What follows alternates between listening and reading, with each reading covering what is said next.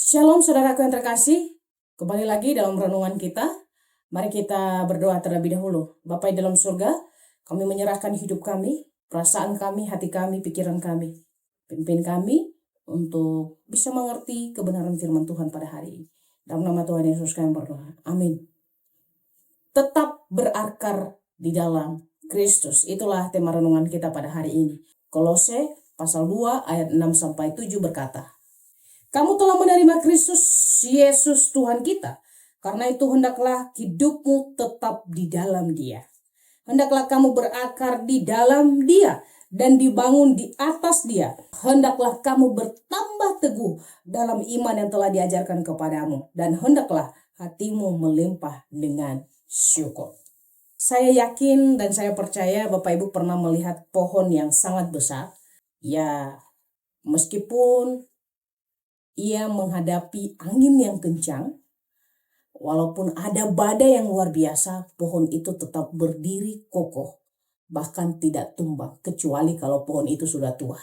Tapi biasanya kalau pohon itu kita lihat masih kuat, walaupun diterpa oleh badai, angin sekencang apapun, dia akan tetap berdiri dengan teguh.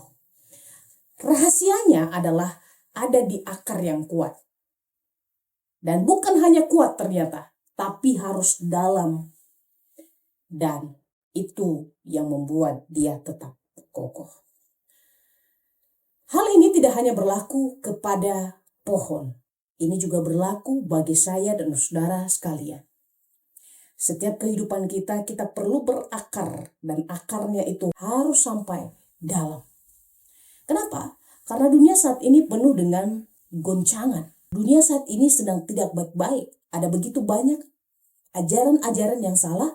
Ada begitu banyak ajaran-ajaran yang membuat kita akhirnya memilih untuk meninggalkan Tuhan. Ada masalah, ada godaan, ada pencobaan. Jika akar iman kita dangkal, kita akan mudah untuk tumbang. Tetapi bila berakar di dalam Kristus, kita akan tetap teguh. Dan akar itu sekali lagi harus dalam. Jangan dangkal. Jemaat di Kolose menghadapi satu pergumulan yang luar biasa, yaitu menghadapi ajaran-ajaran palsu yang mencoba menggoyahkan iman mereka. Di sini Paulus menegaskan bahwa keselamatan hanya ada di dalam Kristus, bukan di luar daripada Dia. Karena itu mereka harus terus bertumbuh dan berakar dan dibangun di dalam Kristus.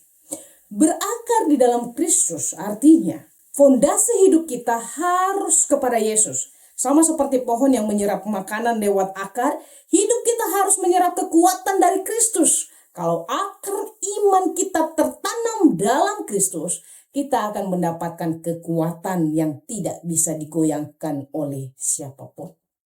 Kita akan mendapatkan penghiburan, kita akan mendapatkan hikmat daripada Dia.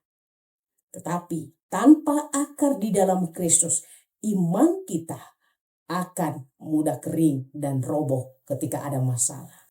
Dari mana kita bisa memiliki akar yang dalam? Tentu dimulai dari hal yang sederhana yang bisa kita lakukan, rajin berdoa, membaca firman Tuhan, dan percaya sepenuhnya kepada Kristus. Saudaraku yang terkasih, kalau kita melihat saat ini banyak orang mengejar yang namanya pendidikan. Banyak orang mengejar yang namanya kekayaan. Banyak orang yang mengejar yang namanya popularitas. Banyak orang yang mengejar kecantikan dan kegantengan. Tetapi, jikalau orang-orang demikian tidak ada akar yang kuat di dalam iman, sehingga kekayaan, kecantikan seringkali disalahgunakan, dan bahkan tidak sedikit akhirnya banyak orang meninggalkan Kristus demi harta, demi orang yang kita cintai, demi segala sesuatu yang menurut kita baik. Itu sebabnya iman kita harus dibangun di atas Kristus.